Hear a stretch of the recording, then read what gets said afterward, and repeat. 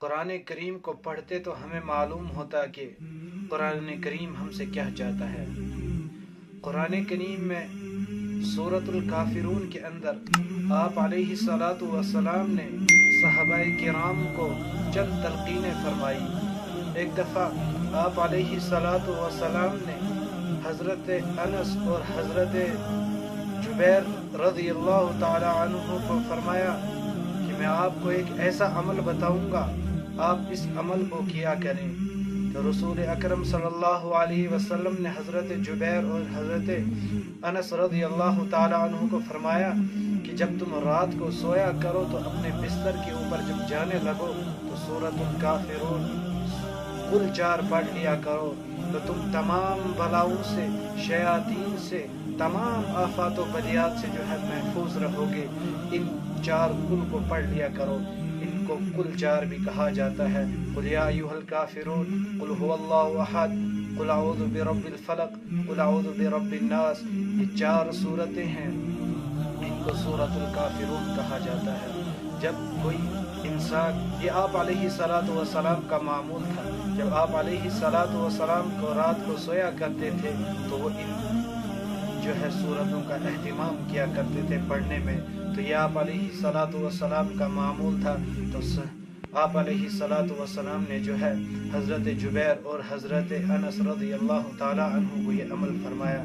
ایک دفعہ پھر حضرت جبیر ابن مطعم رضی اللہ تعالی عنہ جو ہے کہ وہ اکثر و بیشتر سفر میں جایا کرتے تھے، تو آپ علیہ الصلاۃ والسلام نے فرمایا، اے جبیر، کیا میں تمہیں ایک ایسا عمل نہ بتاؤں کہ جو تمہیں سفر میں کام آئے؟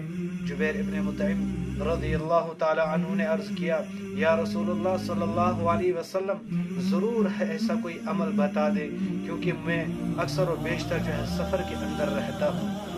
تو آپ علیہ الصلاۃ والسلام نے جب کہا کہ جبیر، جب تم سفر میں جایا کرو تو تم یہ 5 صورتیں پڑھ لیا کرو۔ ایک تو یہی 4 قل یا ایھا الکافرون، قل هو اللہ احد، قل اعوذ برب الفلق، قل اعوذ برب الناس اور سورۃ النصر۔ ان 5 صورتوں کا تم اہتمام کیا کرو تو تم سفر میں اوروں سے خوشحال رہو گے، تمہیں سفر کے درمیان کوئی پریشانی نہیں آئے گی، تم خوشحال اور پرمسرت جو ہے اپنا سفر مکمل کر لیا کرو گے۔ جبیر ابن مطعم رضی اللہ تعالی عنہ کہتے ہیں کہ جب سے میں نے آپ علیہ الصلاۃ والسلام کا یہ عمل اپنایا، الحمدللہ میں آج تک کبھی سفر کے اندر مجھے کوئی پریشانی نہیں آئی۔ مجھے سفر میں اس عمل سے پہلے فقر و فاقہ لگا کرتے تھے، اور جب سے میں نے یہ عمل کرنا شروع کیا، نہ مجھے فقر و فاقہ کی نوبت آئی، نہ مجھے کوئی پریشانی آئی۔ میں آرام سکھ کے ساتھ جو ہے اپنا سفر طے کر لیا کرتا تھا۔ تو اس سے یہ سبق ہمیں ملتا ہے کہ جب ہم سفر کے اندر جایا کریں تو ہم بھی ان کا اہتمام کیا کریں۔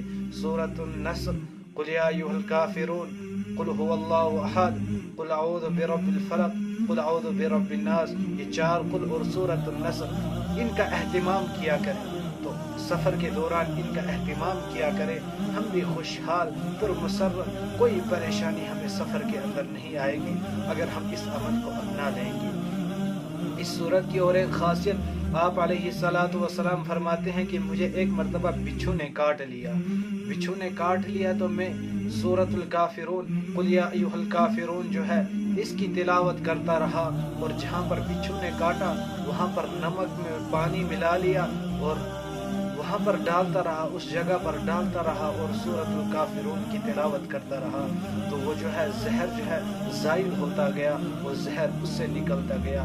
یہ سورۃ الکافرون کے اندر چند باتیں آپ علیہ الصلاۃ والسلام نے صحابہ کرام کو تلقین فرمائی کہ تم یہ کام کر لیا کرنا، تمام پریشانیوں سے، تمام شیاطین سے، تمام بلاؤں سے محفوظ رہو گے۔